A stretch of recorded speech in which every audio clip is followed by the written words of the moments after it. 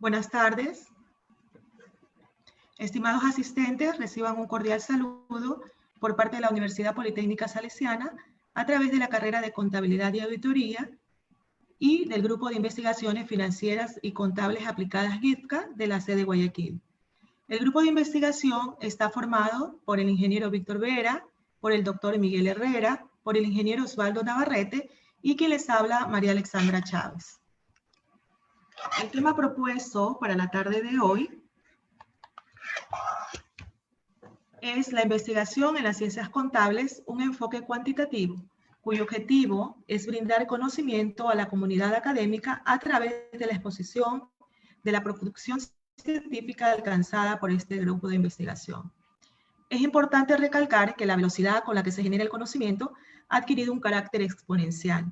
Las investigaciones en el área de las ciencias sociales tienen un importante auge a nivel mundial, lo que constituye un reto para todos los que hacemos universidad. Es así como la carrera de Contabilidad y Auditoría de la sede de Guayaquil, a través de las ciencias contables, tributarias y financieras, y por medio del grupo de investigación, se empeña en impulsar el desarrollo de la investigación científica, ejecutando proyectos de investigación, con la finalidad de ser coherente con este entorno académico y científico. Este grupo de investigación presentó su primer proyecto, el 23 de noviembre del 2017 y su cierre se realizó el 2 de julio del 2020. De este proyecto nacen siete producciones científicas. ¿Ok? Muy bien, allí las tenemos. La primera es un libro de estadística para científica, es un artículo, análisis comparativo de los modelos de pronóstico de los precios de las acciones en Bolsa de Valores de Guayaquil. Este artículo contó con la participación de una estudiante en la carrera, como forma de titulación. Actualmente se le realizaron ciertos ajustes y se encuentra en proceso de arbitraje. Existe otro tercer artículo que es denominado Influyen las NIF en la calidad de la información financiera, un caso de estudio para el mercado bursátil ecuatoriano. Este artículo fue presentado en enero del 2020 y también está en proceso de arbitraje. Tenemos un libro, Aplicación de las NIF en Ecuador desde la perspectiva contable positiva. El libro fue escrito en junio del 2018. Además, otro artículo científico titulado La rentabilidad de las grandes compañías como determinante en la elección de las Big Four, caso ecuatoriano 2012-2017. El artículo fue publicado en la revista científica Yachana en julio del 2019. Existe otro artículo como sexta producción científica, los impuestos diferidos en Ecuador para la reducción de la elusión fiscal. Este artículo fue publicado en la revista Víncula Tégica en julio del año 2019. Se realizó además una ponencia en un congreso en Cuenca, el CIAGEN, del 3 al 5 de julio del 2019, denominado La liquidez y los costos fiscales para la continuidad de las empresas en el Ecuador. A continuación, se dará paso a cada uno de los expositores. Cabe indicar que como son 7 producciones científicas,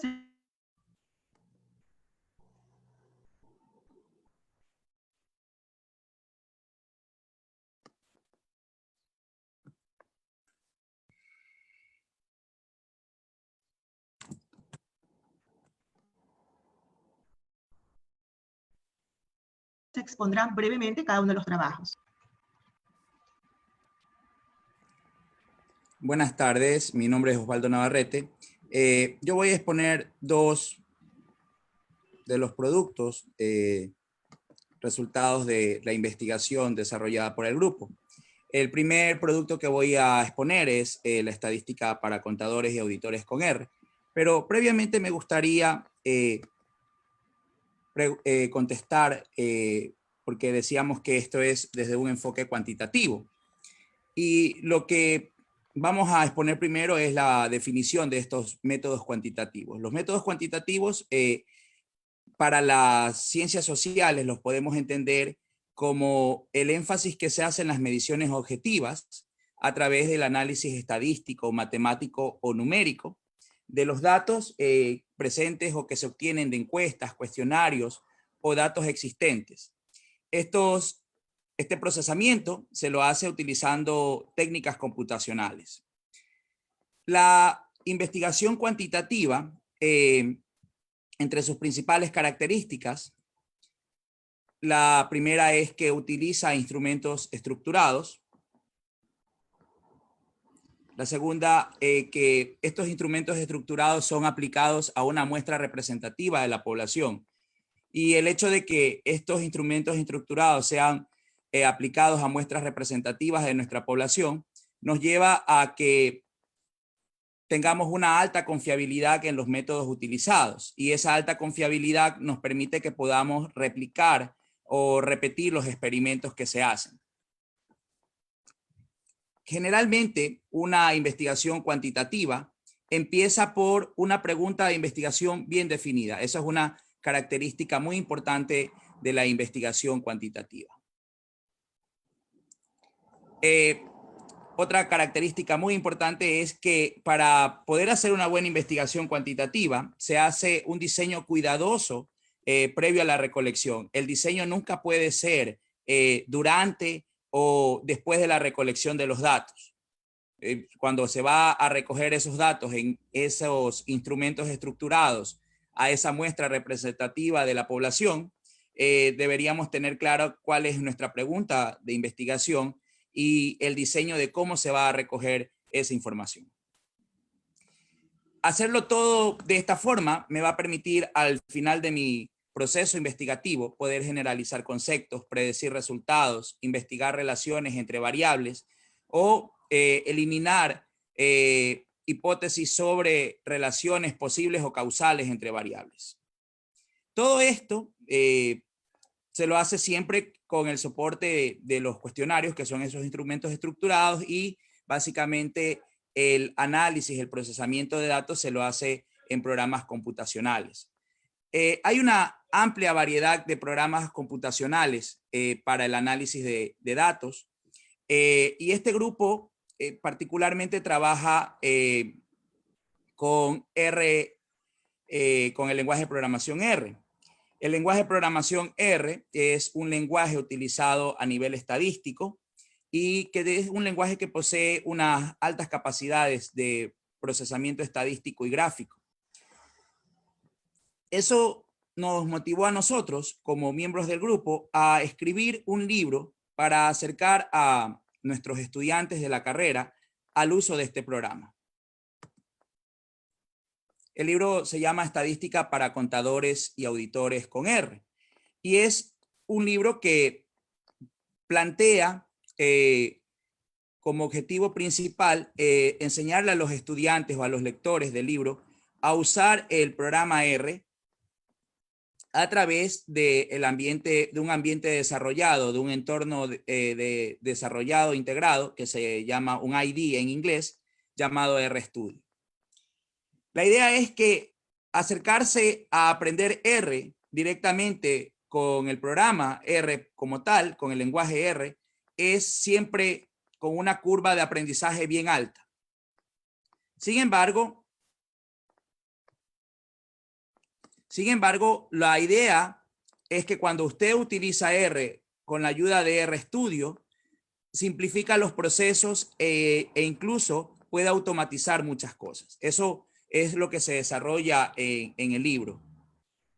Ahora, características de esta publicación: está desarrollado íntegramente en R. El PDF del libro que está colgado en el repositorio de la universidad tiene 115 páginas. De esas 115 páginas, 112 fueron completamente desarrolladas en R, desde los índices, los gráficos, las tablas de contenido, todo.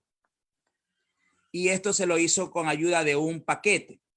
R tiene una instalación base y esa potencia de R puede ser mejorada con la ayuda de los paquetes. El paquete que se utilizó para generar el libro se llama el paquete Bookdown.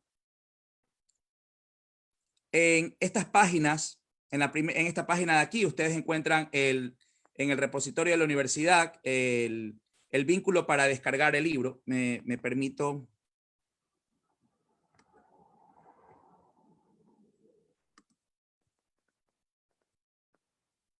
Me permito compartir la página. Aquí está el libro del repositorio de la universidad. Ustedes lo pueden descargar, es gratuito. Y además hay una versión de control del libro que está siendo continuamente revisada y en un desarrollo continuo, que es una página de alternativa para ir leyendo el libro. Me permito compartirla. Sí, aquí está el libro en un formato digital, si usted lo quisiera leer inclusive desde su celular. Ahora, ¿qué contiene este libro? Este libro contiene los conceptos básicos de estadística. En esa primera parte se hace a manera de ejemplo, se analiza una serie de conjuntos de datos con los que también se trabajó en las investigaciones que se están presentando el día de hoy, conjuntos de las empresas Big Four, conjuntos de empresas, de ranking de empresas dados por las superintendencias de compañías. Luego se trabaja distribuciones de probabilidad, intervalos de confianza y pruebas de hipótesis, para terminar con la parte de correlación y regresión. El libro, el mundo o el conjunto de paquetes de R es muy extenso. Sin embargo, hay un punto de inflexión en la historia del desarrollo de R. R tiene unos paquetes base y aprender mediante esos paquetes base siempre tiene una curva de aprendizaje muy empinada.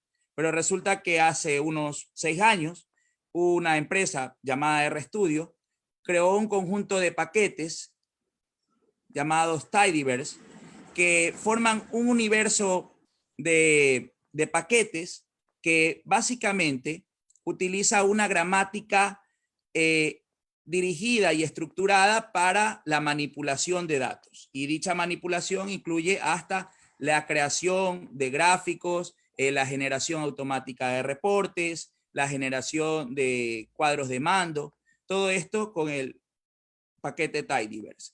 Y el libro está basado en este enfoque de aprendizaje, que es un enfoque mucho más sencillo que aprender R de la forma clásica. El segundo producto que voy a exponer es el artículo Análisis comparativo de modelos de pronóstico de los precios de acciones en la Bolsa de Valores de Guayaquil. Ocurre que a nivel empresarial, a nivel de negocio, siempre uno de los intereses es saber qué va a ocurrir en el futuro. Y ese tratar de adivinar qué va a ocurrir en el futuro, formalmente lo llamamos pronosticar. Entonces, lo que se buscó en este artículo es comparar modelos de pronóstico para la predicción de los precios de las acciones en un grupo de empresas que cotizan en la Bolsa de Valores de nuestra ciudad. Y había dos enfoques que se querían trabajar. El enfoque basado en análisis de series de tiempo tradicional, donde se hace la descomposición de la serie de tiempo, y un enfoque basado en redes neuronales. La idea es que estos enfoques basados en redes neuronales están fundamentados en lo que se conoce como inteligencia artificial, aprendizaje de máquina, y entonces la teoría dice que los modelos basados en inteligencia artificial y aprendizaje de máquina generalmente tienen un mejor desempeño que los modelos tradicionales.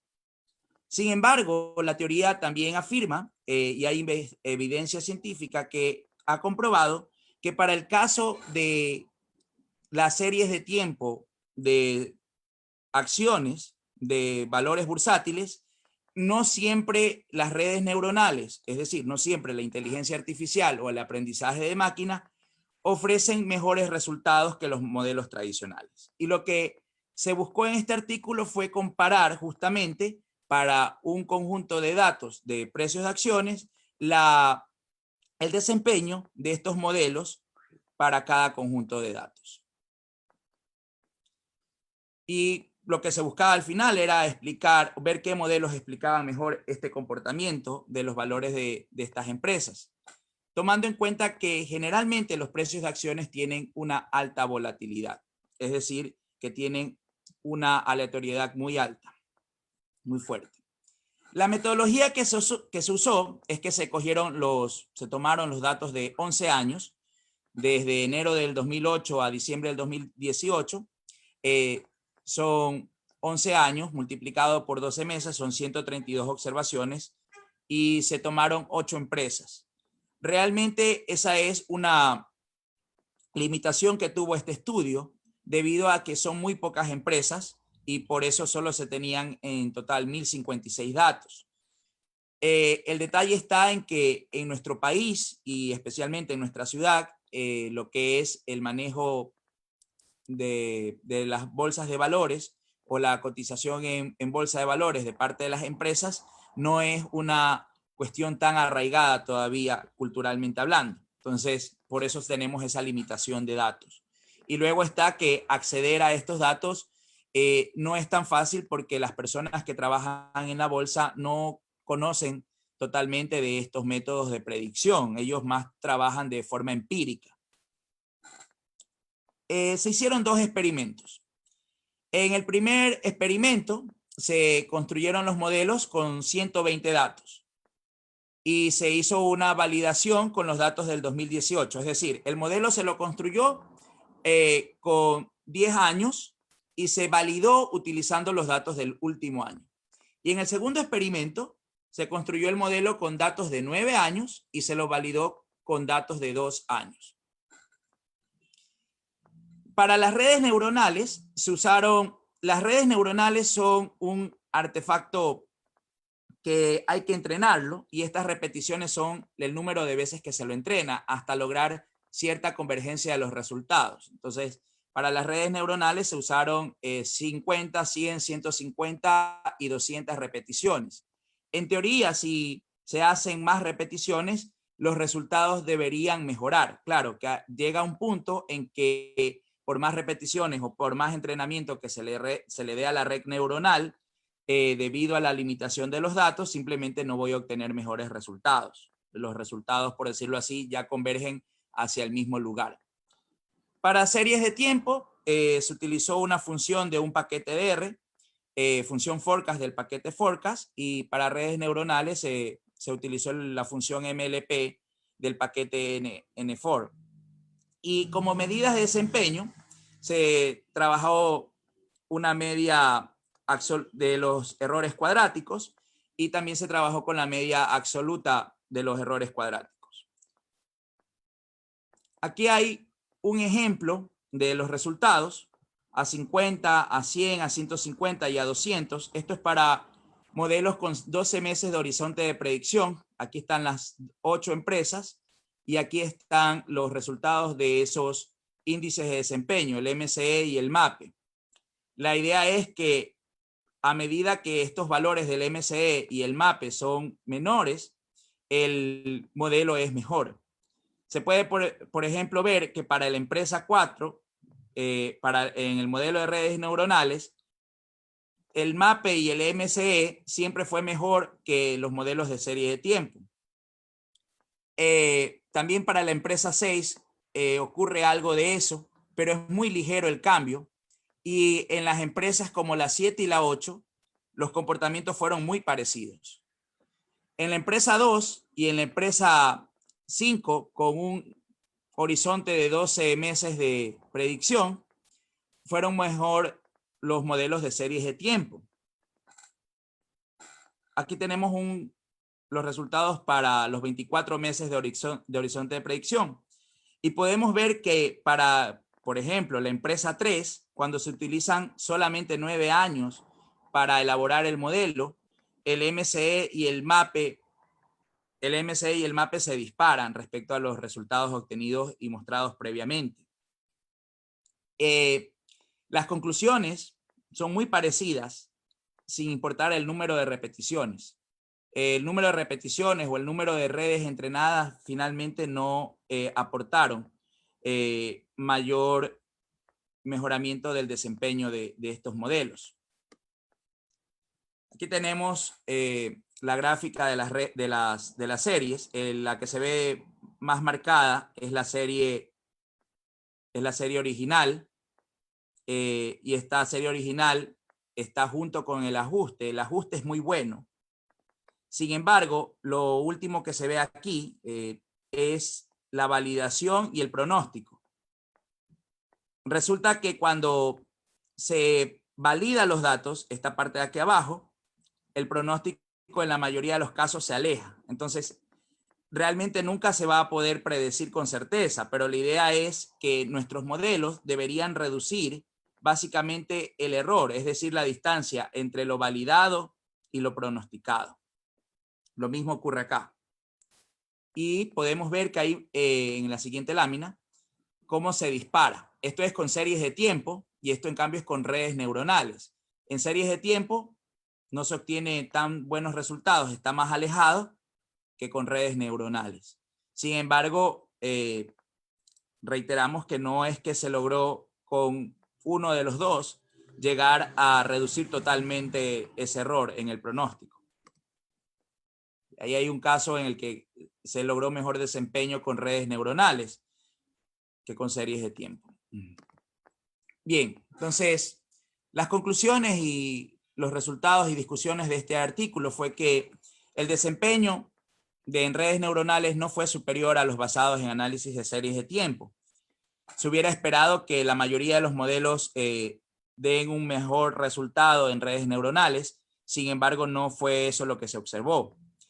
Y cuando hemos utilizado un aumento en el horizonte de predicción, tampoco es que hemos logrado mejorar nuestros pronósticos. Tampoco aumentar las redes neuronales ayudó a mejorar los pronósticos. Entonces, definitivamente el modelo de redes neuronales no satisface por sí solo el objetivo de mejorar el pronóstico. La hipótesis era justamente que los modelos de redes neuronales no tenían un buen desempeño para este tipo de series, y como ninguno de las dos metodologías funcionó totalmente, sin embargo tuvieron resultados parecidos, una de las recomendaciones es que se podría utilizar cualquiera de las dos metodologías para explicar el comportamiento de los precios de acciones en la bolsa de valores. Y como recomendación para futuras investigaciones, se planteó trabajar con modelos híbridos. Un modelo híbrido sería básicamente una combinación de las dos cosas, del análisis de series de tiempo tradicional con alguna técnica de inteligencia artificial o de aprendizaje de máquina. O tomar en cuenta el uso de series de tiempo multivariantes. ¿A qué nos referimos? En este artículo, una de las limitaciones es que se toma cada serie de tiempo por separado. Cada conjunto de datos de cada empresa se lo toma por separado. Pero nosotros sabemos que en economía las series de tiempo no funcionan así. En economía las series de tiempo interactúan con factores endógenos o con factores exógenos. Por ejemplo, si tomáramos los datos de los precios de acciones en estos meses de pandemia y no tomamos en cuenta los mercados externos y la situación económica nacional y mundial, nuestros modelos a lo mejor no nos van a predecir mejor que los modelos que hemos trabajado en este artículo. ¿Por qué? Porque estamos sin tomar en cuenta algunas variables externas. Entonces, lo que se propuso en esa parte es tomar en cuenta series de tiempo multivariantes, es decir, varias series de tiempo a la vez para poder lograr mejores resultados.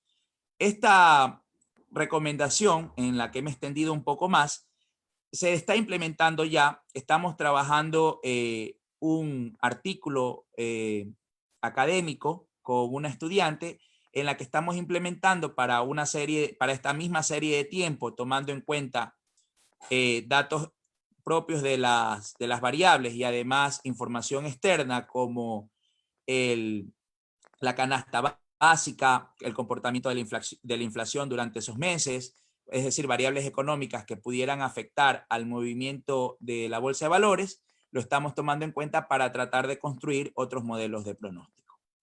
Bien, a continuación, la doctora Chávez va a exponer el siguiente artículo.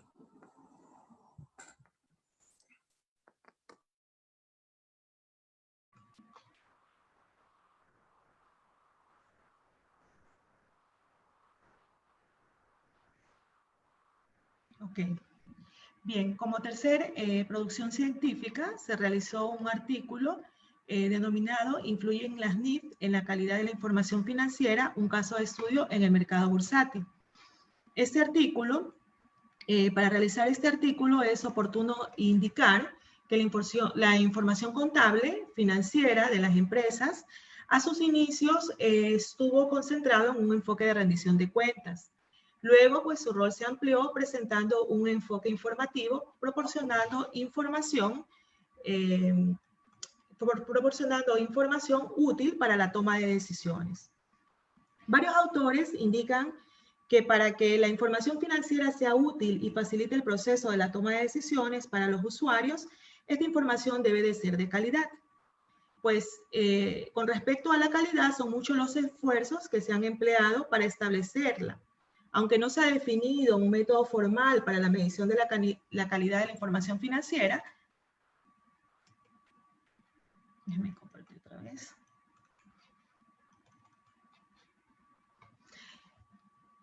Existen varios estudios que realizan la medición a través de los resultados obtenidos en los estados financieros realizados, relacionando las variables contables con las variables de mercado.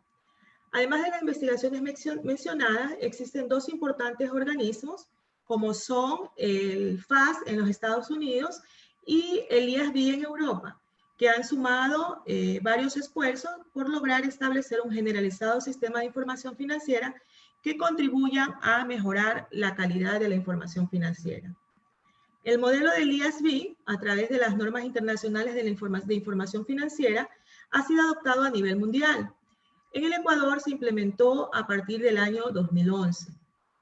En base a lo indicado, pues es necesario determinar si la incorporación de las normas internacionales de información financiera mejora la calidad de la información financiera de las empresas ecuatorianas. Por tanto, el objetivo de esta investigación fue analizar el impacto de la aplicación de las normas internacionales de información financiera de las empresas que cotizan en Bolsa de Valores de Guayaquil con respecto a la calidad de la información financiera. Para este efecto, la investigación se midió su calidad de información financiera por medio de la relevancia valorativa. Por medio de la relevancia valorativa, se logró establecer la asociación que existe entre las variables contables y las variables de mercado. Por tanto, hay que indicar que la contabilidad desempeña un papel muy importante en el funcionamiento de los mercados de capitales, presumiendo que una información contable de mayor calidad permite a los inversores tomar mejores decisiones. La metodología que se aplicó, pues, fue una muestra seleccionada de 38 empresas que participan en Bolsa de Valores de Guayaquil, que aplican NIF, y el periodo que se tomó de su información financiera fue del año 2008 al año 2016. La información fue obtenida de la fuente secundaria a través de los estados financieros que publican los organismos reguladores. La metodología que se aplicó consistió en un análisis por medio de datos PANE. Esto me permitió medir el comportamiento de las empresas a través del tiempo, de tal forma que se pudo realizar un análisis transversal. El software utilizado fue RStudio. La ecuación que se utilizó fue la de relacionar el precio de las acciones como variable dependiente y 4 variables independientes que constituían el EBIT, el patrimonio, las NIF y las BITFOR. Al aplicar datos panel, pues datos panel presenta 3 tipos de efectos: el efecto agrupado y el efecto agrupado, el efecto aleatorio y el efecto fijo. No me deja compartir la pantalla. Perdón, un momento para compartir, que no puedo compartir. no me deja compartir. Bien, continúo. En todo caso, pues se aplicaron varias pruebas de contraste que me permitieron elegir que el método más adecuado era el método aleatorio. Una vez que se obtuvo el método aleatorio, ¿verdad? También a este método, para saber qué es el indicado, para validarlo, se realizaron varias pruebas de contraste, varias técnicas, entre ellas, por ejemplo, la significancia estadística de los coeficientes. Para ello se realizó la prueba de hipótesis individuales. Además, se evaluó a través de la probabilidad de los estadísticos T. También se realizó prueba de significancias conjuntas de los coeficientes conocidos como prueba F. Se determinó el coeficiente. Además, se realizaron pruebas de autocorrelación y pruebas de autocorrelación serial, y se evaluó la heteroscedesticidad del modelo. Una vez que se realizaron todas estas pruebas, se determinó que existía un problema de correlación serial y heteroscedasticidad. Para corregir el modelo, se aplicó la corrección de White. Esa corrección me permitió atenuar estos problemas que indiqué. Una vez corregido el modelo, los datos obtenidos me permiten demostrar empíricamente por medio de este modelo que las variables presentadas son significativas. Y como conclusión del modelo, me indica que las normas internacionales de información financiera impactan significativamente, impactan positivamente, incrementando la calidad de la información financiera en las empresas que cotizan en Bolsa de Valores de Guayaquil. Además, que también las otras variables utilizadas, como la Big Four y el patrimonio, también influyen significativamente en la calidad de la información financiera. Además, estos resultados fueron congruentes con algunas investigaciones realizadas por otros autores en otros países. Como futuras líneas de investigación, la investigación realizada se analizó, en esta investigación se realizó la calidad de la información financiera a través de la relevancia valorativa, por lo cual nace también la necesidad de realizar estudios donde se consideren otros factores contables que incidan en la valoración de las acciones de las entidades. Es decir, futuras investigaciones donde se pueda adicionar nuevas variables independientes que incidan de forma significativa en la relevancia valorativa. Además, los resultados obtenidos demuestran que la aplicación de las NIF mejora la calidad de la información financiera de las entidades que cotizan en Bolsa de Valores de Guayaquil, por lo cual no se descarta que en futuras investigaciones se podrían aplicar las NIF, pero ya de forma separada, es decir, analizar cada una de las normativas de forma independiente. Además, también se puede analizar la información de la calidad de la información financiera a través de otros enfoques. En esta ocasión se realizó el enfoque de la relevancia valorativa, pero pueden establecerse otros enfoques contables. Muchas gracias. A continuación, el doctor Miguel Herrera nos va a ayudar con las demás exposiciones.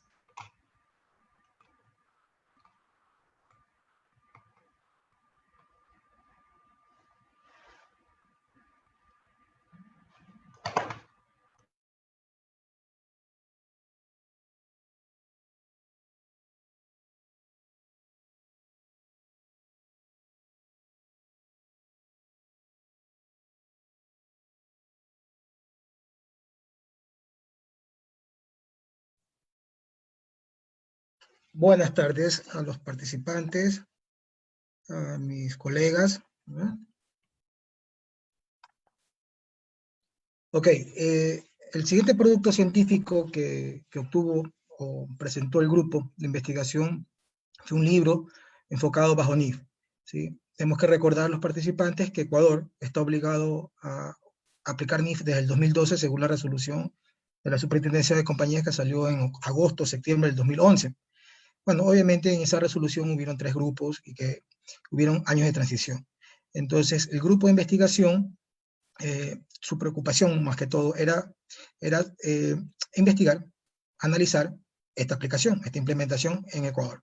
Ya tenemos algunos años, ya los entes contables de las empresas, considero yo que están preparadas para aplicar correctamente la NIF. ¿verdad? Bueno, hay que aclarar también una situación. Solamente las empresas privadas que están controladas o reguladas por la Superintendencia de Compañías, Valores y Seguros, están en la obligación de aplicar NIF. Aquí hay un paréntesis. Las empresas públicas, escuchen bien, las empresas públicas también tienen la posibilidad de aplicar NIF, ¿sí? Pero eso es potestad de la empresa. Claro, también está la potestad de que las empresas públicas apliquen la contabilidad gubernamental, que es a través del presupuesto general del Estado, pero también existen entidades públicas que aplican las normas internacionales de información financiera. Por ejemplo, una de ellas es el Telégrafo. El Telégrafo es una entidad pública, pero aplica las normas internacionales de información financiera tal cual. ¿Ok?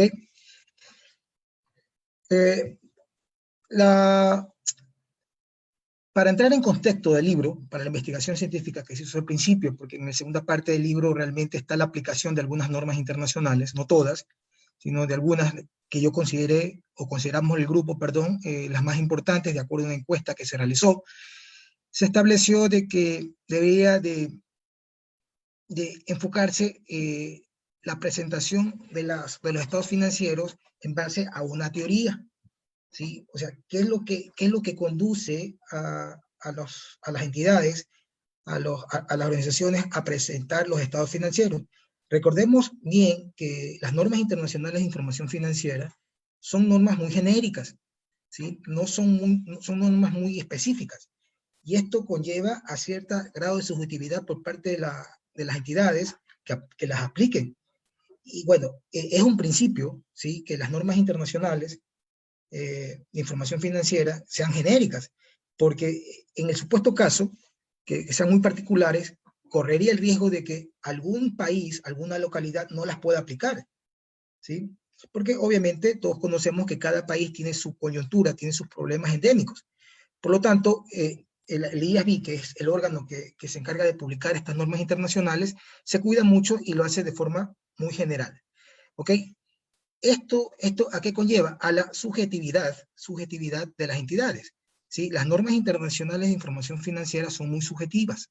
Entonces, en este aspecto cae la teoría contable positiva. Esta teoría maneja internamente dos teorías más. La primera teoría es la teoría financiera y la segunda teoría es la teoría de la firma. La teoría financiera es la que presentan los estados financieros para verse más atractiva al mercado bursátil. Lo que hablaba anteriormente la doctora Alexandra, ¿sí? Sobre la balanza valorativa.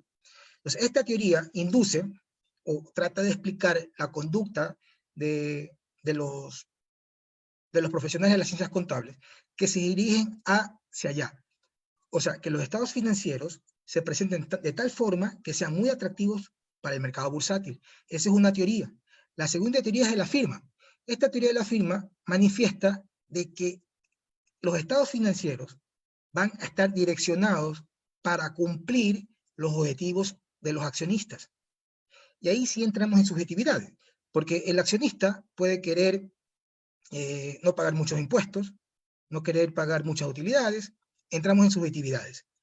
Pero la teoría de la firma manifiesta de que el comportamiento de los profesionales de ciencias contables puede estar dirigido de acuerdo a los intereses de cada accionista. Eso es muy subjetivo. Y obviamente las NIF como tal, presentan mucha subjetividad. Por ejemplo, el valor razonable, ¿sí? Obviamente, la norma internacional de información financiera número 13, que habla sobre el valor razonable, explica algunos modelos. Y eso se encarga de la subjetividad de la entidad.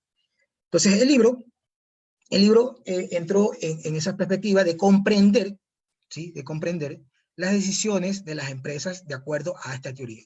Basado en esta teoría, queremos explicar por qué se presentan los estados financieros de tal forma. Es muy difícil, sí, resultó complejo, muy complejo. No digo que fue fácil.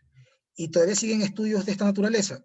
Obviamente que sí, porque como ustedes comprenderán, cuantificar el comportamiento, la conducta de personas es muy complejo. Pero este libro se encargó de eso, en parte, ¿no? En parte de acuerdo a esta teoría. ¿Ok? Bueno, aplicamos una encuesta realmente a las empresas, a las entidades de la Superintendencia de Compañías, ¿verdad? Cabe recalcar que la información aquí en Ecuador, más que todo, es pública, ¿sí? De todas las empresas. Uno se mete a la página de la Superintendencia de Compañías y están todos los estados financieros ahí, son públicos, ¿sí? Nosotros encontramos una encuesta que hizo Shield en Dinamarca para obtener una información acerca de la aplicación de las normas internacionales de información financiera. Y nos dieron datos muy importantes, muy interesantes, ¿sí? Primero, que nosotros la muestra la establecimos en 383 empresas. Esto se utilizó con Google Docs, se mandó esa encuesta a muchas empresas, ¿sí? Y se respondieron 383 empresas. Realmente la muestra quedó en 375, pero como respondieron 386, el grupo accedió a ese nivel de muestra. Y hay algunos ítems muy interesantes. Miren los ratios de depreciación, miren con qué frecuencia modifica la depreciación, casi un 26%, ¿sí? El método de depreciación está en el 10%, bueno, ahí ya comienzan un poquito a igualarse, pero los ratios de depreciación sí se disparan, ¿sí? Se disparan al 26%. ¿Qué quiere decir? Que las NIF prácticamente cambiaron, ¿sí? Los ratios de depreciación de las empresas, ¿sí? O sea que la conducta de las empresas ecuatorianas, más que todo, porque esta encuesta es en Ecuador, ¿sí? Aplica a que la depreciación de la propiedad, planta y equipo, ¿sí? Va dirigida hacia ese cambio, ¿sí? Bueno, pues aquí está lo que yo estoy explicando, ¿sí? Que las directrices de la NIC, que realiza el tratamiento de los activos, bueno, y siguiendo en el mismo tratamiento que la NIC 36, que es el deterioro de activos, ¿sí? Se estableció en la encuesta de que las entidades públicas de esa época, ¿sí? Utilizaban mucho el método del costo, ¿sí? En la actualidad vamos a hacer una investigación para ver qué modelo, ¿sí? El modelo del costo, el modelo de revalorización, ustedes conocen muy bien que existe esos dos tipos de valoraciones posteriores en propiedad, planta y equipo. ¿Qué modelo está aplicando las entidades aquí en Ecuador? Y bueno, la subjetividad contable se ha dado mucho, hay escándalos mundiales. Enron obviamente es el más conocido, ¿sí? Parmalat, son situaciones que sí los gobiernos están muy preocupados y obviamente quieren controlar esa situación. Es más, por Enron, por el caso Enron, ¿sí? Bueno, que salió la ley en Estados Unidos y cosas por el estilo, después vino Parmalat y todo el escándalo que contrajo eso, fue que en el 2016, perdón, en el 2006, ¿sí? El FAB, o sea, el órgano que regula las normas contables en Estados Unidos, con el IASB, que es el que regula las normas internacionales de información financiera, a partir de 2006, comenzaron a hablar, a dialogar para tratar de que solamente hayan solo unas normas o un grupo de normas internacionales de información financiera, ¿sí? Porque Estados Unidos aplica los principios generales de ellos. Estados Unidos no aplica NIF. El resto del mundo, de México, por ejemplo, en Sudamérica, de México hasta Chile aplicamos NIF. En Europa igual, ¿sí? Entonces, el mundo, ustedes conocen que Estados Unidos es la primera potencia mundial, económicamente hablando, el mundo necesita de que esto se estandarice. Y esa es la idea de este congreso, ¿sí? Y por eso que existen muchas reformas y reformas de las normas internacionales de información financiera. Bueno, el siguiente producto del grupo de investigación se estableció la rentabilidad de las grandes compañías como determinante en la elección de las Big Four, ¿sí? Caso ecuatoriano 2012-2017. ¿Okay? Bueno, ustedes saben que la rentabilidad se la puede medir de muchas maneras, pero el índice más conocido es el ROA, ¿sí? Return on Asset, rendimiento sobre los activos. Ese es lo que queremos nosotros a ver si que ese rendimiento era realmente determinante. El rendimiento es determinante para contratar una firma auditora catalogada como Big Four. ¿Por qué es importante esto? Porque hay muchos estudios empíricos que manifiestan que una empresa auditada por una Big Four, ¿sí?, presenta estados financieros muy fiables, muy fiables. O sea, que uno tranquilamente puede invertir de acuerdo a la información financiera que exista. Acuérdense que la información financiera es asimétrica. Una cosa es que la información la conozca la entidad como tal, ¿sí?, y otra cosa es la información que llegue al receptor, al inversionista. Esa información es muy asimétrica. ¿Qué es lo que sucede con un informe de auditoría muy robusta, de calidad, de alta calidad? Esa asimetría se ve reducida. Entonces, la necesidad del inversionista de confiar en los estados financieros se basa, obviamente, en un informe de auditoría de alta calidad, ¿sí? Estudios muy empíricos donde manifiestan que las empresas que dan este tipo de servicios de alta calidad son las denominadas Big Four, ¿sí?, porque ostentan una reputación muy robusta. Eso lo dice Gray y Ratzinger, ¿sí? Ahora, ¿qué son las Big Four? Sí, según Toscano, García, Montano y Álvarez, 2014, manifiesta que las Big Four son Deloitte, Price, Ernst & Young y KPMG. Son las 4 grandes firmas auditoras. Y son las firmas que dan realmente una alta calidad, según la teoría, ¿sí? Entonces, la investigación, ¿sí?, se basa en determinar si que la rentabilidad realmente es una determinante para contratar a una Big Four. Esa era la hipótesis, ¿sí? A lo mejor había empresas que tienen una rentabilidad muy atractiva, pero no contrataban Big Four, contrataban otro tipo de auditoría. Entonces, esa fue la etapa, la pregunta de investigación que nosotros nos planteamos. ¿Ok? La metodología, obviamente, como es una probabilidad, ¿sí?, ya la variable dependiente es una probabilidad, ¿sí?, ya no podemos nosotros optar por los mínimos cuadrados ordinarios, sino realmente por el método de máxima verosimilitud, ya con los modelos Logit, los modelos Probit, ¿sí?, que son realmente modelos que interpretan o nos dan la probabilidad, ¿sí? Bueno, y este es el modelo econométrico que se estableció, ¿sí? La Big Four, ¿sí?, que es una variable dicotómica, es 1 o 0, o sea, es sí o es no, ¿verdad? El ROA, que ya lo había nombrado, que es el rendimiento sobre los activos. El ROE, que es el rendimiento sobre el patrimonio, ¿sí? El ROE y el ROA son siglas en inglés, ¿sí? La E significa equity, que significa patrimonio, ¿sí? Return on equity y return on assets, ¿sí? El patrimonio de las empresas y el nivel de ventas, ¿sí? El nivel de ventas más que todo fue por el tamaño, ¿sí?, de la empresa. Acordémonos que nuestro artículo 106 del reglamento del Código de Producción nos manifiesta las características que deben tener las empresas micro, pequeñas, medianas o grandes, ¿sí?, por el nivel de ventas, ¿ok? Y aquí sí establecemos que la Big Four es una probabilidad de que una empresa grande contrate una firma auditora de esta naturaleza, ¿no? ¿Ok? Aquí ya están explicados bastante bien las variables de qué se trataron, ¿no? Y este es el modelo Logit, ¿sí? El modelo Logit. Aquí lo interesante es ver realmente el valor Z, ¿sí?, y el valor P, ¿sí? El valor Z y el valor P. Ustedes conocen muy bien que por regla general de la estadística, cuando el valor es mayor a 2, el coeficiente es significativo, estadísticamente significativo, o si su valor P es menor a 0.05, el coeficiente de la variable es significativo.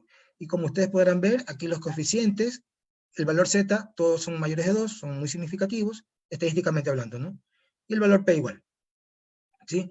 A primera vista, los modelos Logit, estos tipos de coeficientes no se los puede interpretar como tal. Lo que sí se puede interpretar aquí es, por ejemplo, el signo, ¿sí? Y como vemos que todos los signos son positivos, podemos manifestar, podemos concluir que el ROA, que el ROE, el patrimonio y las ventas influyen significativamente en la elección y la probabilidad de no de una Big Four, ¿sí? De no o sí una Big Four. ¿Ok?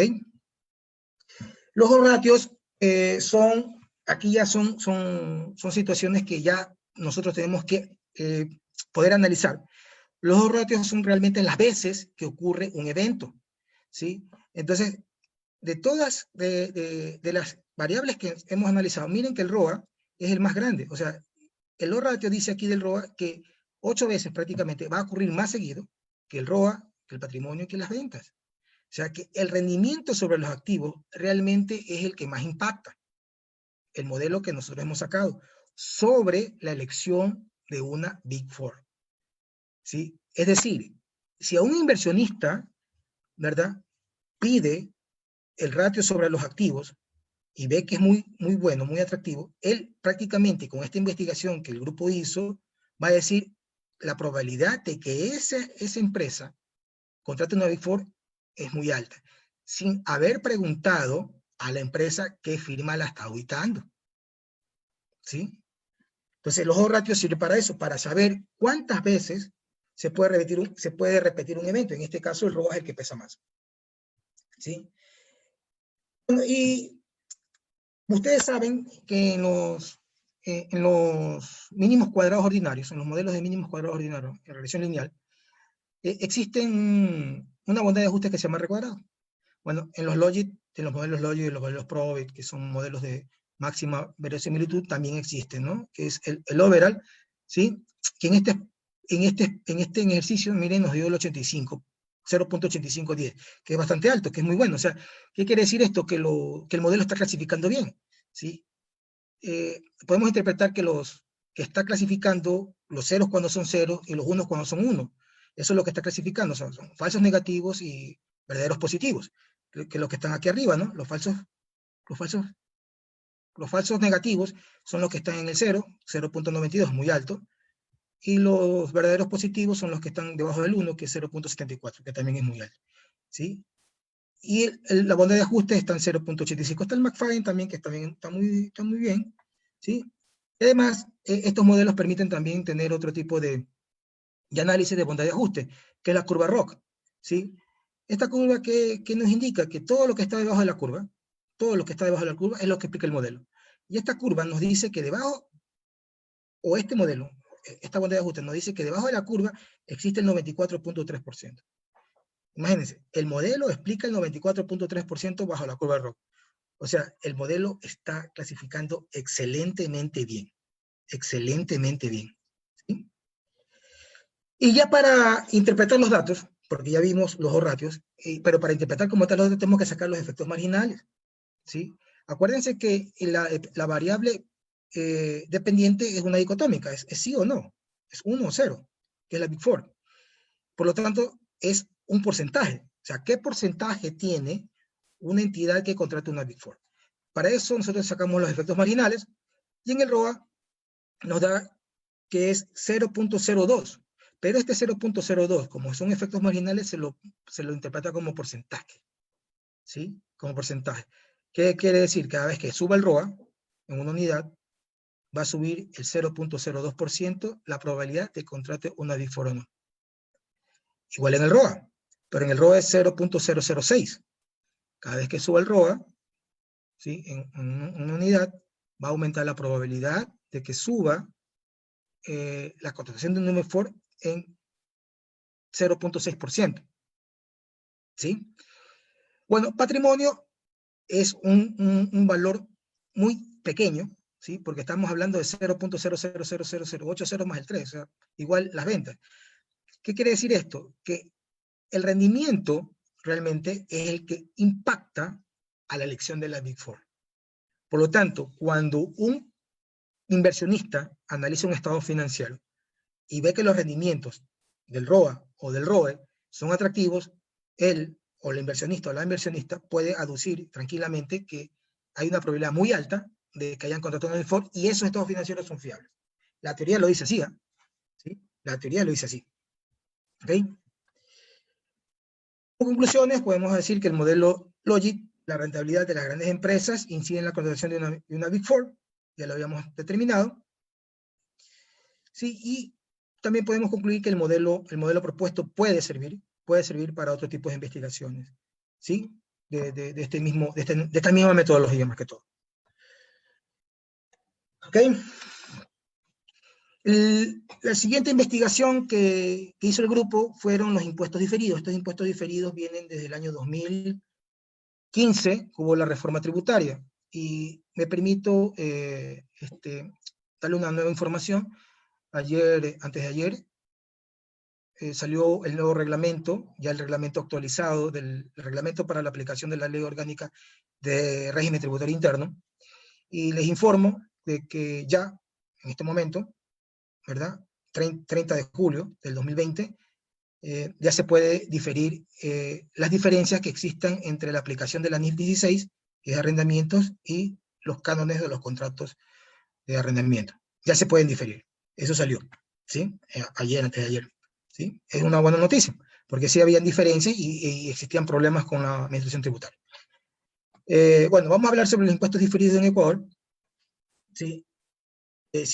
Y los impuestos diferidos, o la motivación, o el espíritu de esta reforma de los impuestos diferidos en Ecuador, nació para atenuar o para proteger como tal al impuesto a la renta. ¿Sí? Como vimos en la teoría positiva, en la teoría contable positiva, la aplicación de la NIF es muy subjetiva. Es muy subjetiva. ¿Sí? Y ciertas maneras, eso se le llama contabilidad creativa. ¿Sí? Ciertas situaciones de manejo, ¿sí?, de la parte contable puede tranquilamente bajar la base imponible. ¿Sí? Y obviamente se baja la base imponible, obviamente se baja el impuesto a la renta. Y eso contrae muchas dificultades al Estado. ¿Sí? Ve disminuir sus ingresos, ¿sí?, tributarios, obviamente, ¿sí? Y obviamente no puede hacer obra social, no puede cumplir sus obligaciones sociales y todo, ¿no? Y peor cubrir los gastos corrientes, ¿no? Entonces, la investigación, el grupo se preocupó mucho por este tipo de subjetividad, y queríamos nosotros conocer si realmente la reforma tributaria había atenuado, había protegido, había blindado al impuesto a la renta. ¿Sí? Ese fue nuestra gran pregunta, nuestra gran inquietud.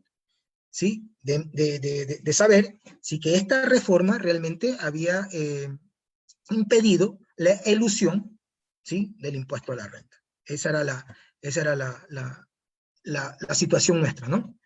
¿Ok? Bueno, la metodología realmente de este producto, este fue con los mínimos cuadrados ordinarios. Fue una regresión lineal, ¿verdad? Nuestra variable independiente, ¿sí? Perdón, la variable dependiente fue la base imponible, ¿sí? Acuérdense ustedes que de acuerdo al artículo 46 del reglamento, ¿sí?, para sacar nuestro impuesto a la renta, obtenemos la base imponible de la conciliación tributaria, ¿verdad? Y el modelo econométrico se utilizó de una investigación hecha por Schut, ¿sí?, que hecha fue en Brasil, a 59 empresas, y el modelo que se utilizó fue este, ¿no? Utilidad gravable, con variables independientes como el nivel de activos, el nivel de gastos y la aplicación de NIF. Aquí cabe mencionar que el modelo de Schut incluye el patrimonio. Y lo tuvimos que eliminar, o lo tuvimos que sacar a esta variable patrimonial, porque no cumplía un supuesto. ¿Sí? Acuérdense ustedes que cuando ya hablamos de mínimos cuadrados, o sea, regresión lineal múltiple, ya tenemos que cumplir supuestos. El supuesto de autocorrelación de los residuos, el supuesto de la varianza inflada, ¿sí?, el supuesto de la multicolinealidad, ¿sí?, y la ortogonalidad de las variables independientes, ¿verdad? Entonces, al hacer nosotros la varianza inflada, o sea, el proceso de la varianza inflada, nos salió que el patrimonio no cumplía el supuesto, y lo tuvimos que eliminar. Entonces, UTIGRAPH, si ustedes quieren leer el artículo, va a ser la base imponible de las entidades en estudio. ACT es el total de los activos de entidades, el total de los gastos y la implementación de la NIF. La NIF, obviamente, es la parte central de esta investigación. Y acuérdense que NIF es también una variable dicotómica, ya no es una variable dependiente, sino en este caso es una variable independiente, ¿no? Que NIF es 1 o 0, ¿se le aplicó o no se le aplicó? ¿Sí? ¿Ok? No, aquí ya estamos hablando de los supuestos que tiene los mínimos cuadrados ordinarios. Entonces, el uno es la autocorrelación, que se lo estableció de acuerdo al estadístico de Uber-Watson, ¿sí?, que salió 2.01, que es aceptable, es muy bueno, o sea, ¿qué quiere decir? Que no hay ruido blanco, y no hay autocorrelación de los residuos. La multicolorialidad, eso es lo que le estaba diciendo, se la hizo a través de la varianza inflada, ¿sí? Y bueno, no hubo existencia de ella porque se sacó el patrimonio, ¿sí?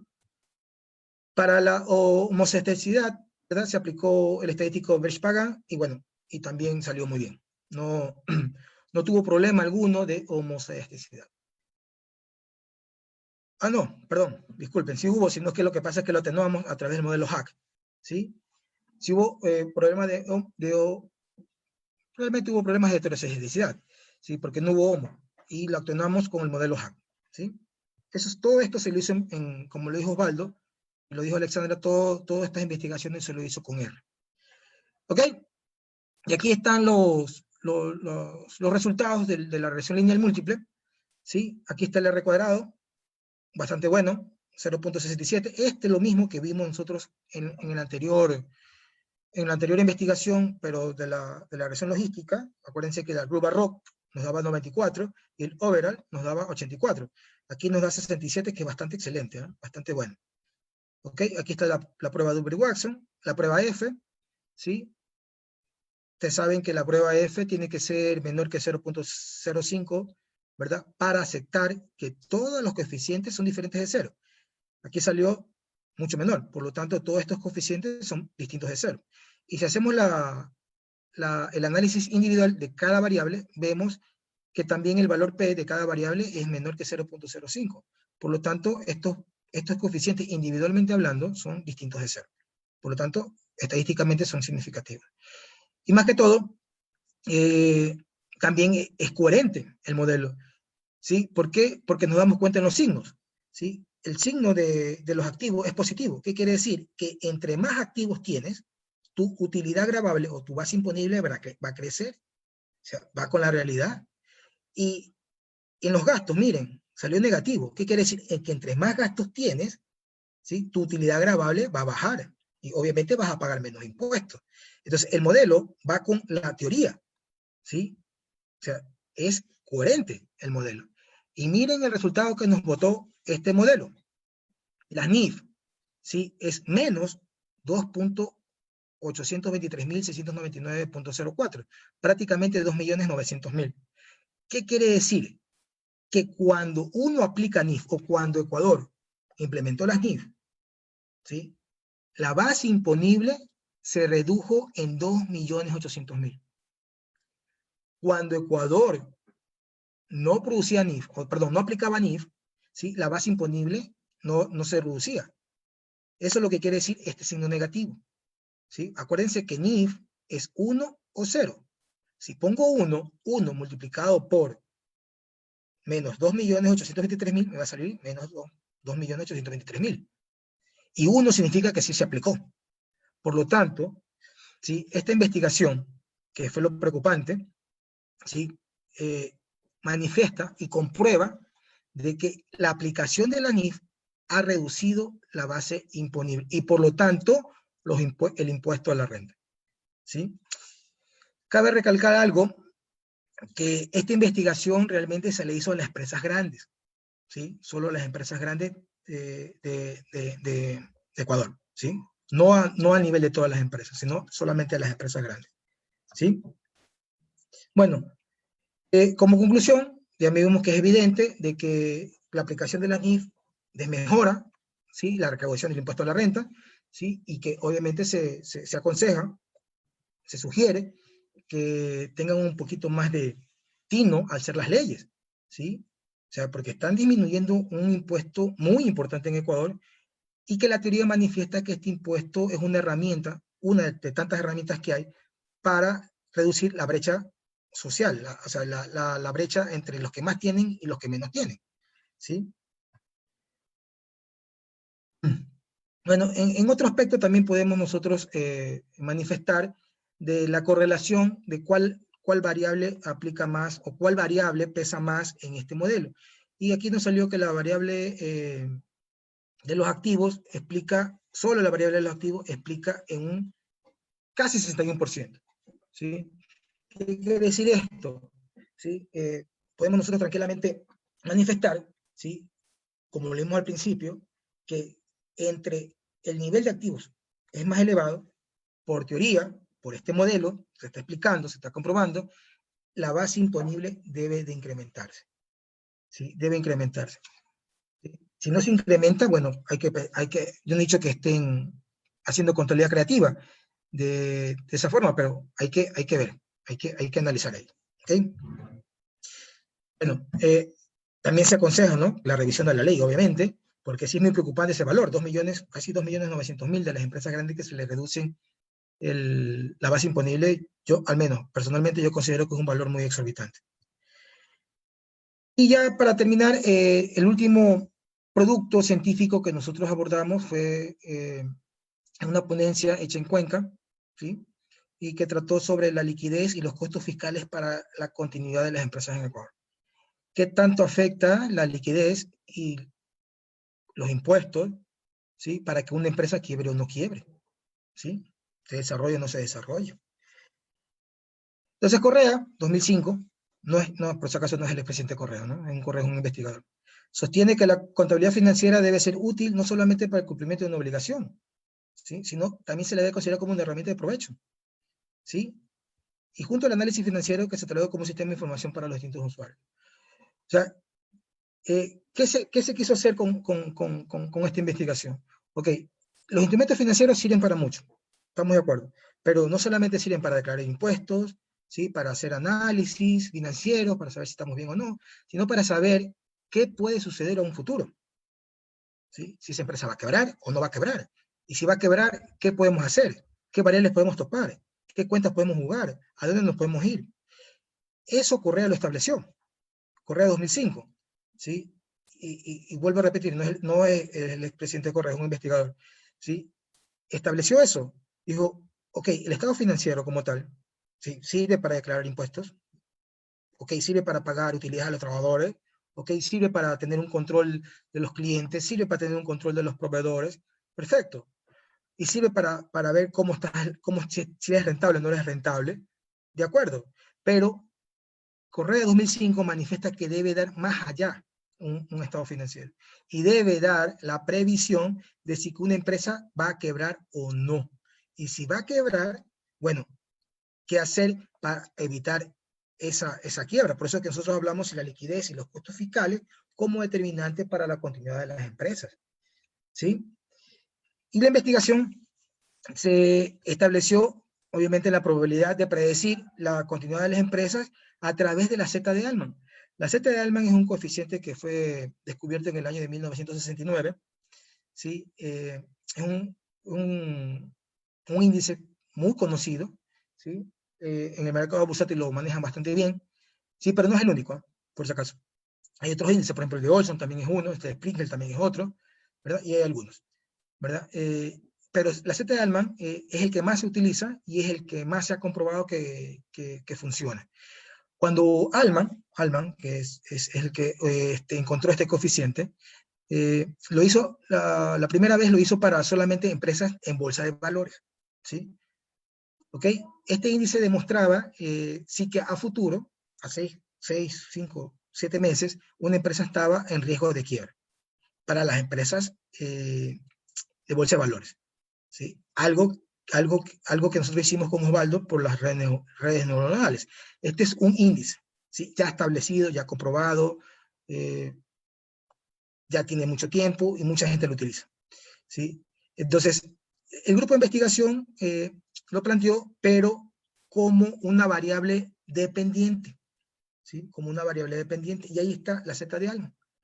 Esta fórmula, esta fórmula la hizo Altman, ¿eh? Esta fórmula es mundial, o sea, esta fórmula nosotros no la construimos, nosotros esta fórmula la usa Colombia, la usa Perú, la usa México, la usa Chile, las empresas que no cotizan en bolsa, obviamente, ¿sí?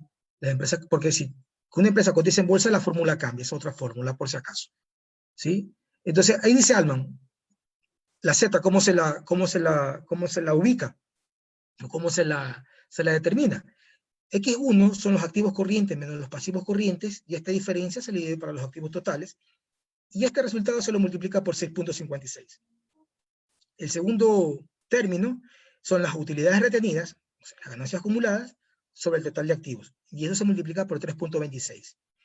El tercero es el EBIT, o sea, la ganancia antes de intereses e impuestos, se lo divide para el total de activos y se lo multiplica por 6.72.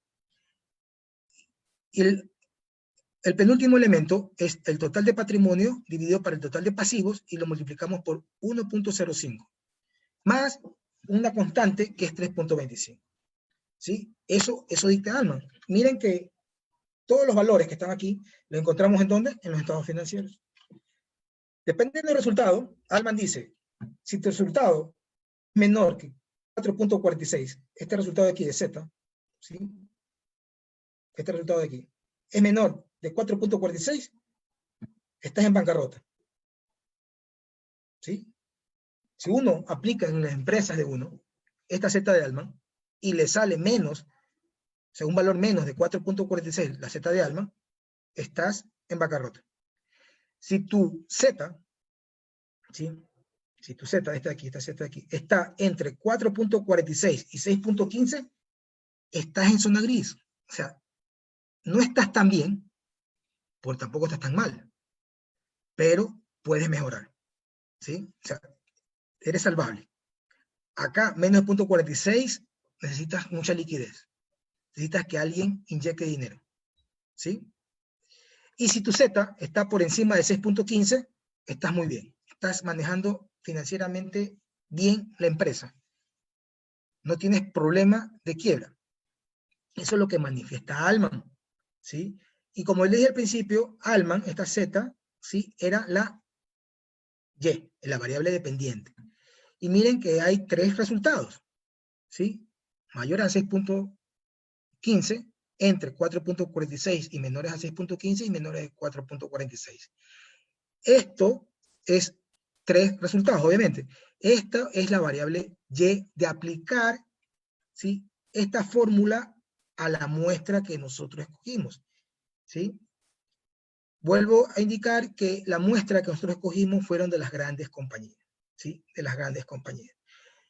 Y el modelo que nosotros escogimos fue, bueno, la Z de Altman, dependiendo del valor, el valor lo sacamos, pusimos que mayor a 6.15, 1, 4.46 y menor de 6.15, 2 y menor que 4.46 es 3. 1, 2 y 3. Ya no es 1 y 0, sino es 1, 2 y 3. ¿Sí? Y obviamente, como es una probabilidad, obviamente manejamos los modelos Logic, ¿sí? Los modelos Logic. Pero como ya no es binario, sino que ya son tres realmente resultados, ya utilizamos otro tipo de modelos Logic, obviamente, pero no el binario, ¿sí? Sino que en esta investigación nosotros utilizamos realmente el ordenado, ¿sí? El Logic ordenado, 1, 2 y 3. ¿Ok? Aquí está la Z, puede ser 3, 2 y 1. Ah, bueno, era al revés. Era 3, 2 y 1. ¿Sí? El RATLIC, o ratio de liquidez, es la razón de liquidez de los activos corrientes dividido para los pasivos corrientes, ¿verdad? El impuesto causado sobre el total de activos, bueno, y el término de perturbación. Esas fueron las dos variables que nosotros utilizamos. ¿Sí? Obviamente la liquidez y los costos fiscales, ¿no? El impuesto causado sobre el total de activos. ¿Cuánto es tu impuesto causado pesa en tu total de activos? ¿Sí? Bueno, y aquí salió el hoyo ordenado, ¿verdad? Con los valores, ya nosotros manifestamos de que aquí lo que se puede hacer es realmente ver el signo. Entonces quiere decir aquí que la liquidez y los costos fiscales sí pesan en la continuidad o no de una empresa, dependiendo dónde clasifiques, ¿no? En el grupo 3, 2 o 1, dependiendo. Pero sí pesan, ¿sí? Van en esa dirección. Ok, y los ratios, miren qué interesante, el modelo lo que nos bota de que los impuestos, acuérdense que este impuesto causado sobre los activos, los impuestos pesan más que la liquidez para saber o para la probabilidad de continuar o no una empresa. ¿Qué podemos concluir aquí? De que los impuestos tranquilamente pueden ocasionar que una empresa que esté en zona gris, mandarla a zona roja, que es bancarrota, tranquilamente. Que también, esto de aquí por si acaso, el SRI de Cuenca me lo pidió, por si acaso, porque lo quisieron analizar muy bien, ¿sí? Porque sí les interesó. En la ponencia que hicimos en Cuenca, fueron personeros del SRI y les gustó mucho y me pidieron la investigación y yo, obviamente, se las ofrecí. Sí, porque sí les interesó. ¿Sí? Imagínense ustedes de que sí que el Estado o el gobierno de turno, cualquiera que sea este, ¿verdad? No visualiza bien los impuestos, no los analiza bien, puede quebrar empresas. ¿Eh? Y miren el peso que hay, ¿eh? Pueden quebrar. Miren la liquidez, pega en 1.8. Ahora que hubo la reforma del anticipo, va a quitar liquidez a las compañías. Y miren el peso que hay. ¿Sí? Miren el peso que hay. Por eso que muchos analistas dicen que es un impuesto y que puede ocasionar una recesión. Este modelo demuestra que sí. ¿Sí? Si tú le quitas liquidez, ¿sí? Puede pasar una empresa que está en gris y que puede salir y le quitas liquidez, la puedes mandar a rojo tranquilamente. ¿Sí? ¿Ok? Y los efectos marginales. ¿Sí? Bueno, ya lo habíamos nosotros manifestado, de que los efectos marginales se lo interpreta como porcentaje. Entonces, cada vez que tú quites liquidez, ¿sí? Vas a tener la probabilidad de que te bajes a 0.14, 0.15%. ¿Sí? Con el anticipo que hubo hace poco, que sacó el presidente de la República, para las empresas grandes, para que ganen más de 5 millones, que han tenido utilidad de enero a junio de este año, a lo que quitaste liquidez, la probabilidad de que pases de un grupo a otro pesa. Y el impuesto sobre los activos, cada vez que sube el impuesto, baje los activos y pague lo mismo, ¿sí? Tiene la probabilidad de pasar de un grupo a otro en 1.7%. Ok, bueno, aquí se hizo una prueba de Brandt. Esta prueba lo que hace es saber si que existe el modelo que estamos utilizando puede ser un login ordenado o un login multinomial. ¿Sí? Prácticamente son muy parecidos, pero se interpreta de distinta manera. Entonces, nosotros quisimos conocer si estábamos bien utilizando el login ordenado o no hubiéramos utilizado el login multinomial. Bueno, y la prueba de Brandt manifiesta que no, que es el ordenado. ¿Sí? Y aquí está, ¿no? Aquí está la prueba que dice que es el ómnibus, la prueba, ¿sí? Si es mayor que 0, bueno, pues ahí está. ¿Listo? Y cuando se aplica el login ordenado, ¿sí? Se aplica el login ordenado, ahí están las probabilidades, ¿sí? De la 1, 2, 3, 4, 5 empresas que vieron, ¿sí? La probabilidad que haya una, la primera empresa está bastante bien, ¿sí? La segunda baja, la tercera, la cuarta está un poquito y bueno, pues están bastante bien, no están tan mal. Son empresas grandes, ¿no? Son empresas grandes. Pero, imagínense ustedes, cuando se les quite liquidez, estas empresas que están en 3, el porcentaje o la probabilidad de que estén en 3, o sea, que estén bien, puedan pasar a 2, porque le quitaste liquidez. Con el anticipo que estoy hablando, ¿no? Que fue hace 2 días. ¿Sí? Puede pasar. Y si empresas que están en 2 y le quitas liquidez encima de la pandemia, la puedes mandar tranquilamente al 1, a zona de bancarrota. ¿Sí? Bueno, como conclusiones, se establece que el modelo ordenado es el índice de liquidez y costos fiscales de empresas grandes de Ecuador que influye en la probabilidad de pertenecer a la zona de seguridad gris o bancarrota. Eso está esclarecido, y también vemos que el nivel de impuesto de la renta sí influye. ¿Sí? O sea, hay que tener mucho, al menos el gobierno, en esta situación coyuntural mundial, en esta crisis mundial, debe tener mucho cuidado. ¿Sí? Quitarle liquidez a la empresa ahorita, en esta actualidad, miren la situación que puede causar. El modelo lo dice. Este modelo que nosotros investigamos lo está diciendo. ¿Sí? Esperemos que el gobierno sea cauto. ¿Sí? Yo no he dicho que no recoja impuestos, eso no estoy diciendo, pero que sí que sea muy cauto al seleccionar los impuestos. Esto era la presentación que tenía preparada para ustedes. Espero que haya sido de provecho. Muchas gracias. Muchas gracias, doctor Herrera. Ahora vamos a realizar preguntas que han efectuado en su chat, ¿verdad? Hay una pregunta para el doctor Herrera. Dice, en referencia a la investigación de los impuestos diferidos, el expositor indica que fue negativa para la utilidad gravable. ¿Este comportamiento se presenta específicamente en las empresas ecuatorianas o es una constante en países que usan NIF? ¿Existen investigaciones al respecto?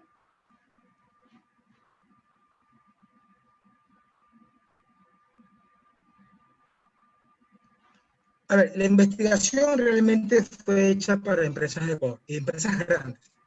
Sí, nosotros hicimos, o el grupo decidió empresas grandes, era por el motivo de que las empresas grandes dan seguridad, dan fiabilidad a sus estados financieros. ¿Sí? Por ejemplo, las empresas pequeñas, las microempresas no están auditadas y no existe la confiabilidad, de presentar esos números. Por eso que nosotros decidimos acotarlo a las empresas grandes que están auditadas. Ahora, con respecto a la pregunta, cada país pone su definimiento de acuerdo a sus características. Por ejemplo, en nuestro país hermano de Colombia, el definimiento es muy distinto al ecuatoriano. En México no aplican definimiento, en Chile también es distinto. En Ecuador se aplica el definimiento de acuerdo a la NIC 12 o sección 29, NIC para pymes, de acuerdo al espíritu de la ley, era para blindar el nivel de impuesto a la renta. La investigación demuestra que no lo ha blindado. Hay que investigar, es una futura investigación, qué hace que esa ley no esté funcionando. ¿Qué es lo que hace? ¿Cuál es la variable que está haciendo que la base imponible sea disminuida en esa naturaleza? ¿Qué es preocupante? Obviamente que sí. No digo que no, ¿sí? Pero el modelo demuestra de que cuando se aplicó NIF en Ecuador, la base imponible se redujo. Y si se reduce la base imponible, obviamente se reduce el impuesto a la renta. ¿Sí? Por ejemplo, Colombia, no he visto artículos de Colombia. En España sí vi, ¿sí? De los impuestos diferidos. En México no, en México no, en Chile vi. En Chile vi sí que habían interesantes artículos sobre estos impuestos diferidos. Pero lo bueno es que todos estos artículos de impuestos diferidos era para evitar la subjetividad. ¿Sí? Bueno, en Colombia el artículo más que todo se dirigió a evitar problemas legales. ¿Sí? Evitar problemas legales más que todo. ¿Sí? Obviamente, ¿por qué? Porque en Ecuador, acuérdense que estamos obligados a presentar NIF desde el 2012. O sea, ¿sí? 2012, bueno, después del año de transición, obviamente, a presentar bajo NIF. Y te van a sancionar por no cumplir la ley de régimen tributario interno. Entonces, la entidad ecuatoriana se queda, bueno, ¿qué hago, no? O acepto, o aplico NIF, o aplico la ley. ¿Qué hago, no? Estoy en un limbo. ¿Sí? Entonces, obviamente, las entidades, las empresas de Ecuador, lo que tratan es, obviamente, de bajar impuestos. Entonces, van a aplicar NIF. Y cuando venga el problema con la administración tributaria, va a haber un problema legal. ¿Sí? Y ahí el juez va a tener que decidir quién tiene la razón, el NIF o la ley. Entonces, en Colombia se vieron abocados a esto, hubieron muchos pleitos judiciales, estoy hablando, ¿no? Litigios, ¿sí? Y para evitar todo esto fue que el gobierno, es más, en Colombia, el organismo que regula las empresas de Colombia saca reglamentos, ¿sí? En Ecuador no. Ecuador tiene las normas internacionales de información financiera y ahí están, las genéricas. En Colombia no. En Colombia sí tienen sus reglamentos para aplicarlas en Colombia, ¿sí? Esos reglamentos son en Colombia. En México también, en México y en Chile también, ¿sí? Son NIF propias mexicanas, NIF propias o reglamentos propios colombianos y NIF propias chilenas. En Ecuador todavía no hemos hecho eso. Esperemos que a futuro se haga, ¿sí? Se haga porque obviamente Ecuador es un país endémico con sus propias características, ¿sí? Y para evitar este tipo de subjetividades, yo sí recomendaría de que Ecuador comience a aplicar sus propias normas internacionales de información financiera, respetando obviamente las del BI, ¿no?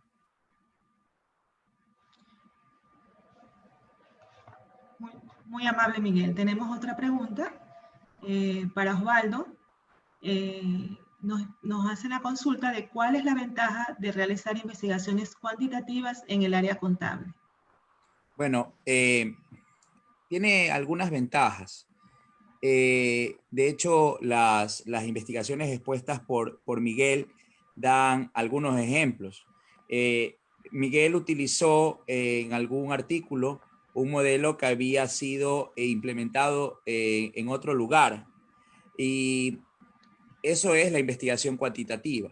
La investigación cuantitativa me permite generalizar, me permite esa replicación de modelos para validar resultados a nivel local. En este caso, se usó, en el caso de Miguel, Miguel usó un modelo ya implementado en otro lugar, lo utilizó para el caso de empresas con ciertas características de nuestro país. Entonces, una de las cosas más importantes para el área contable es esa generalización, esa confirmación de la teoría que nos permite la investigación cuantitativa.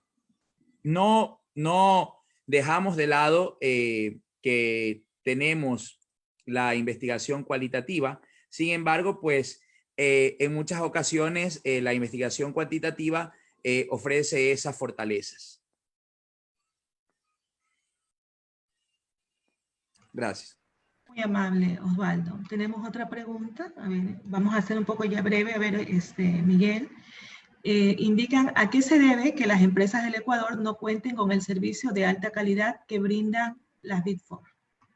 No, en Ecuador está la Deloitte, ¿sí? Está Ernst & Young, ¿verdad? Está Price, está KPMG. O sea, Ecuador tiene las firmas Big Four que la teoría manifiesta que dan un servicio de alta calidad en auditoría, ¿sí?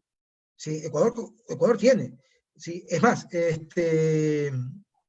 hay ciertos, al menos hablando del mercado bursátil, ¿no? Hay ciertos inversores, ¿sí? Aunque no es obligación, obviamente, de contratar una Big Four, ¿sí? No es obligación, obviamente, pero hay ciertos inversores que prefieren que estas empresas sean auditadas por una Big Four, ¿sí? Obviamente por mayor seguridad, ¿sí? Pero en Ecuador hay Deloitte, bajo mi concepto, muy personal, para mí, de las cuatro, la que yo más recomiendo es la Deloitte, es Deloitte. Yo, concepto personal, muy personal, ¿eh? ¿Sí? No estoy haciendo publicidad, ni yo tampoco trabajo en la Deloitte, pero de lo que yo he visto, Deloitte es la que más me llena. Pero sí hay, aquí en Ecuador sí hay, ¿sí? Por ejemplo, Deloitte audita cervecería, Deloitte audita a Claro, ¿sí? Ahora con el reglamento de la superintendencia de compañías, que también tienen que cambiar las firmas, ¿sí? Cada 3 años, ¿sí? Tienen que cambiar las firmas, cada 3, creo que cambiaron ahora, sí, cada 3, porque antes era cada 5, ahora son cada 3, tienen que cambiar las firmas, ¿sí? Ahí la calidad de la auditoría funciona, ¿sí? Porque ese fue un error también cuando hubo Enron, ¿sí? Con Arthur Andersen, que Arthur Andersen era una firma auditora en Estados Unidos muy reconocida, era hasta multinacional, muy grande, ¿sí? Pero el problema es que Arthur Andersen auditó a Enron cerca de 10 años, cerca de 12 años. Entonces, ¿qué pasó? Hubieron conflictos de intereses y Arthur Andersen comenzó a falsificar información, ¿sí? Comenzó a presentar información fraudulenta. Entonces, por eso que hay esta situación, Ecuador acogió esa normativa de cambiar la firma externa, obviamente, cada 3 años, ¿sí? Pero en Ecuador, Deloitte, Price, KPMG, Ernst & Young y ciertas firmas auditoras son de muy alta calidad, ¿sí? De muy alta calidad.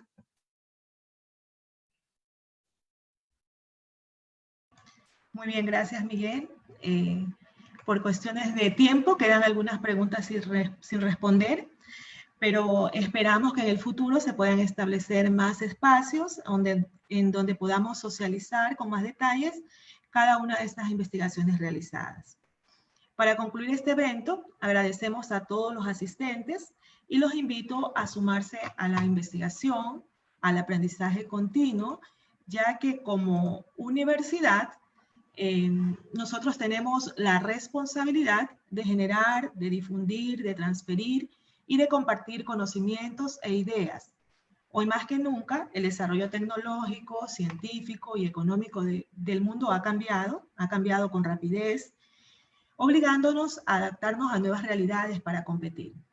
Como profesionales contables debemos de estar preparados para estos cambios, debemos darle una vuelta a nuestros pensamientos como contador para llegar a ser ese asesor que se necesita a nivel empresarial. Estar bien informados, siempre un paso adelante, con muchos cambios, para de esta forma nosotros poder tener un aprendizaje continuo. Recuerden, chicos, recuerden estudiantes, que ustedes están en un desarrollo profesional inicial y que luego pues se convierte en un desarrollo profesional continuo. Despido esta charla con una frase de Mahatma Gandhi, una frase muy importante en la cual él dice que debemos vivir como si fuéramos a morir mañana y aprender como si fuéramos a vivir para siempre. En lo personal me parece una bonita regla, hay que vivir intensamente y hay que aprender como que nos queda toda la vida por delante, sin excusas, sin miedos. Gracias por su asistencia, buenas tardes.